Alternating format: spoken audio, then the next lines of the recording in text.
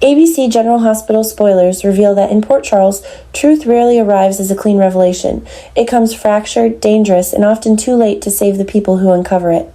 That is precisely where Kai now stands, caught at the edge of a discovery that feels less like knowledge and more like a sentence. What he has learned about Willow is not just another secret in a town built on them. It is something darker, something that reshapes everything he thought he understood about Drew's condition, about the quiet deterioration he has witnessed, about the subtle wrongness he could never fully explain until now. The realization does not come to Kai as a dramatic moment, but as a slow, suffocating clarity. The pieces align in his mind with a precision that leaves no room for doubt. Willow did not simply harm Drew. She controlled him, altered him, and trapped him in a state that robbed him of agency while maintaining the illusion of survival. And once Kai sees that truth, there is no path back to ignorance. What makes this discovery so dangerous is not only what Kai knows, but what he decides to do with it.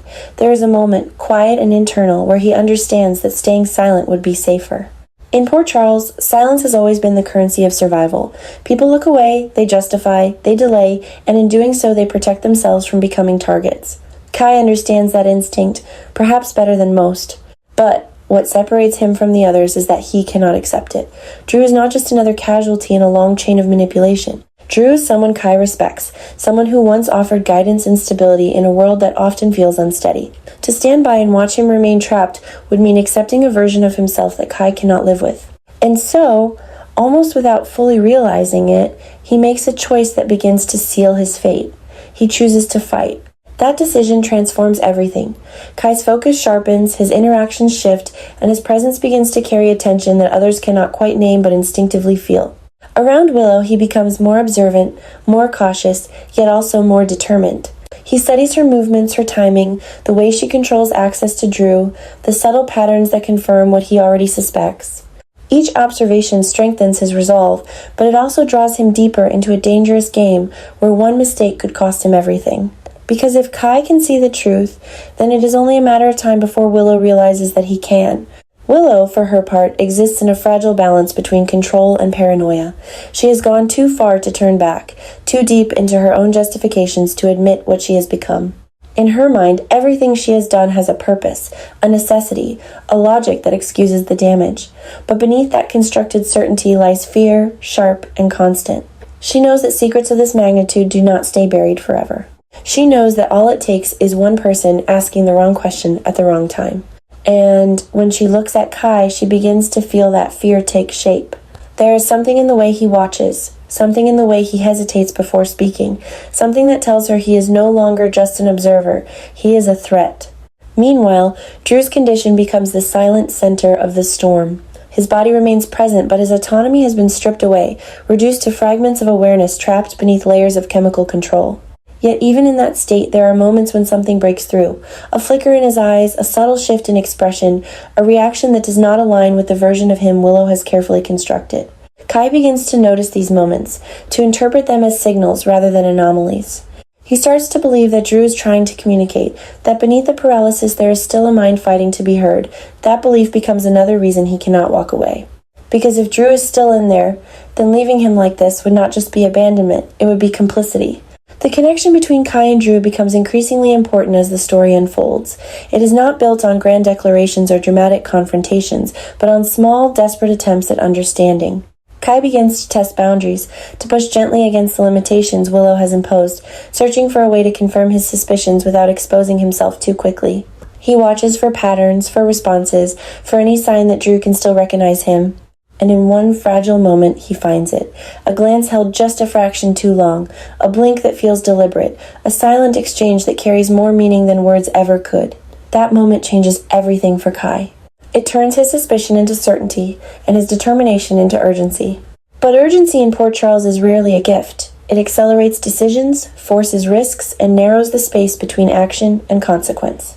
Kai knows he cannot wait, yet he also knows that moving too quickly could expose him before he has a chance to act. This internal conflict becomes his greatest burden. Every step forward feels necessary, but also potentially fatal. He begins to operate in a state of constant tension, balancing caution against the need to act, weighing every word, every glance, every movement. And all the while, the sense that time is running out grows stronger. What Kai does not fully realize is that Willow is going through a similar calculation. Her fear sharpens her instincts, making her more attentive, more reactive, more willing to take extreme measures to protect what she has built. The possibility that Kai knows the truth becomes something she cannot ignore. At first she tests him subtly, probing for inconsistencies, watching for hesitation. But as her suspicion grows, so does her willingness to act. Because for Willow, exposure is not an option. If the truth comes out, everything collapses.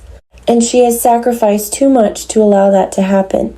This is where the story begins to turn truly tragic. Kai's determination to save Drew brings him closer and closer to the line Willow cannot allow anyone to cross.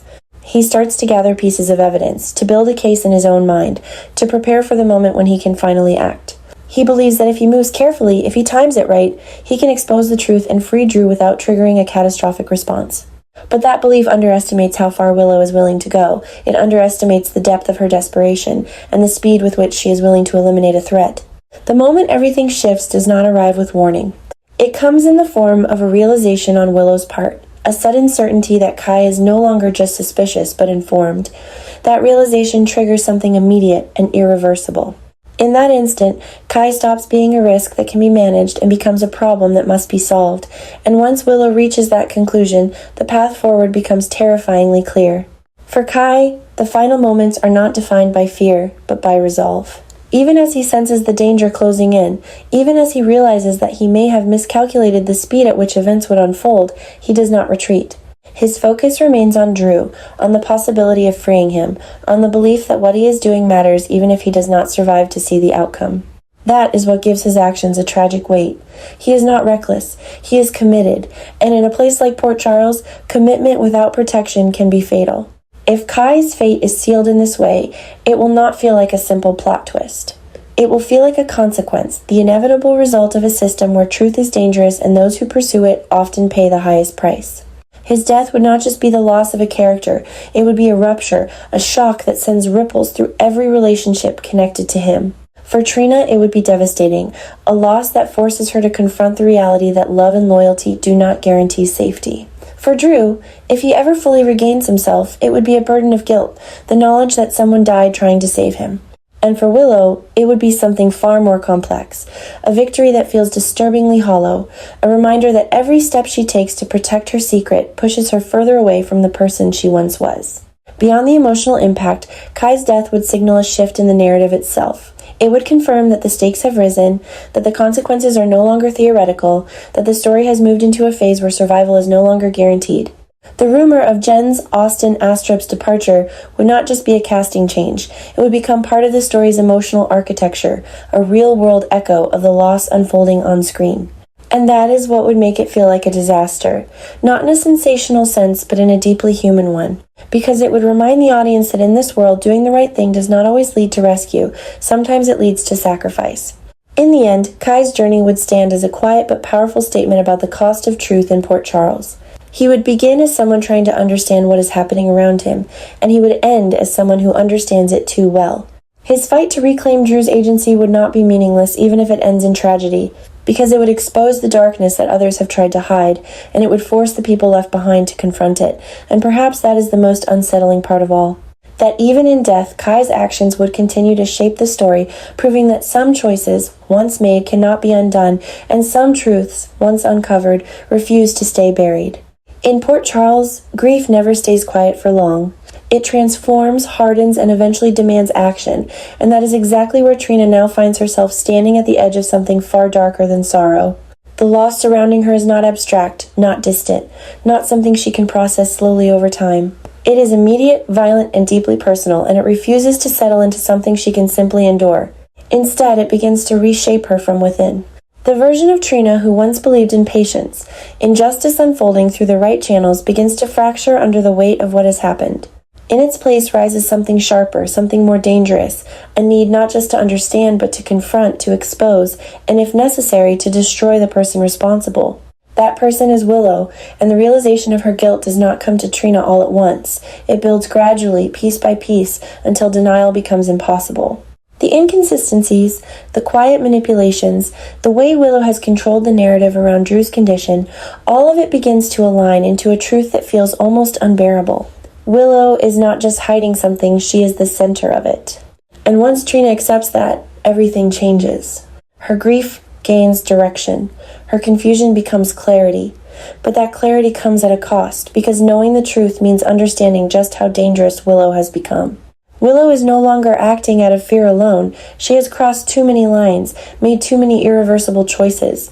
What began as desperation has evolved into something more unstable, more unpredictable. There is a sense that she no longer sees herself as bound by the same moral limits as everyone else.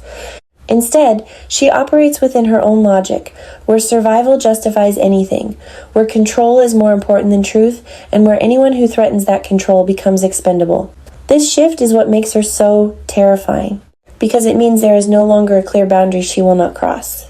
For Trina, this creates a conflict that is both external and deeply internal. On one level, she wants justice. She wants the truth about Drew to be exposed, for the manipulation and violence to be acknowledged, for Willow to face the consequences of what she has done. But beneath that desire lies something more volatile. There is anger there, raw, unfiltered, and growing stronger with each new realization. The idea that Willow could destroy lives so casually that she could maintain the illusion of innocence while causing so much harm becomes something Trina cannot accept. That anger begins to push her beyond the limits of caution, beyond the instinct to wait, beyond the safer path of letting others handle it. This is where the story begins to turn dangerous. Because once Trina decides to act, she is no longer just reacting to events. She is actively stepping into a conflict that has already claimed too much. Her determination to expose Willow's crimes becomes something relentless, something that does not allow her to step back even when the risks become clear. She starts to gather evidence, to connect the fragments of truth left behind, to build a case that cannot be ignored. Every step forward strengthens her resolve, but it also draws her deeper into Willow's line of sight. Willow, meanwhile, begins to sense that the pressure around her is shifting. There's a growing instability in her world, a feeling that the walls she has built are starting to crack. And when she looks at Trina, she sees more than suspicion. She sees intent. That is what unsettles her most. Because suspicion can be managed. It can be redirected, manipulated, dismissed. But intent is something else entirely. It is focused, it is persistent, and it is far more difficult to control. The psychological tension between them becomes the core of the conflict. Trina moves carefully but with purpose. Willow responds with increasing paranoia, her actions becoming more erratic as she tries to maintain control. The balance between them is fragile, constantly shifting, with each new move carrying the potential to tip everything into chaos. What makes this dynamic so compelling is that neither of them is acting blindly. Both understand what is at stake. Both know that this cannot end without consequences. And both are willing to push further than they might have imagined just weeks before. As Trina gets closer to exposing the truth, the situation escalates into something far more explosive. The idea of simply revealing Willow's crimes begins to feel insufficient. Because the damage has already been done. Lives have already been altered in ways that cannot be undone. That realization fuels a darker impulse within Trina, a desire not just for justice, but for retribution. It is a dangerous shift, one that blurs the line between right and wrong, between accountability and vengeance, and yet, in the context of everything she has endured, it feels almost inevitable. The possibility of Willow's downfall becomes both a goal and a threat, because bringing her down will not be clean. It will not be controlled. It will trigger a chain reaction that affects everyone connected to her, exposing secrets that others may not be ready to face. Trina understands this, but she also understands that doing nothing is no longer an option. The truth, once seen, cannot be unseen, and the longer it remains hidden, the more damage it causes. This is what leads to the shocking turn in the story, the moment when Trina decides not just to uncover Willow's crimes, but to confront them directly. It is a decision driven by emotion as much as logic, by the need to reclaim control in a situation that has spiraled far beyond her expectations. In that moment, Trina stops being a passive observer or even a careful investigator. She becomes an active force within the conflict, someone willing to take risks that could change everything. Willow's reaction to this shift is immediate and volatile. Faced with the possibility of exposure, she becomes more desperate, more aggressive in her attempts to protect herself. The instability that has been building within her begins to surface more openly, turning her into an even greater threat. The idea that she might be capable of eliminating Trina as well is no longer unthinkable. It becomes a real and terrifying possibility, one that raises the stakes of every interaction between them. At this point, the story reaches a level of tension that feels almost unbearable. Every choice carries consequences that cannot be reversed. Every step forward brings both women closer to a confrontation that will redefine everything. Trina is no longer just fighting for justice. She is fighting to survive, to hold on to her sense of self in a situation designed to strip it away. And Willow is no longer just hiding her crimes. She is fighting to maintain control at any cost, even if that cost continues to rise. In the end, what makes this storyline so powerful is not just the external conflict, but the transformation it forces on both characters. Trina's journey from grief to determination to something bordering on vengeance reflects the emotional reality of living in a world where justice is not guaranteed. Willow's descent into instability reveals how far someone can fall when they begin to believe that survival justifies everything. And the collision between those two paths creates a narrative that is as tragic as it is compelling. The shock does not come from a single event, but from the realization that there is no easy resolution. Whatever happens next will leave marks that cannot be erased. Trust will be broken. Lives will be changed. And the line between victim and aggressor will become harder to define. In Port Charles, that is often the true cost of truth, not just what it reveals, but what it transforms.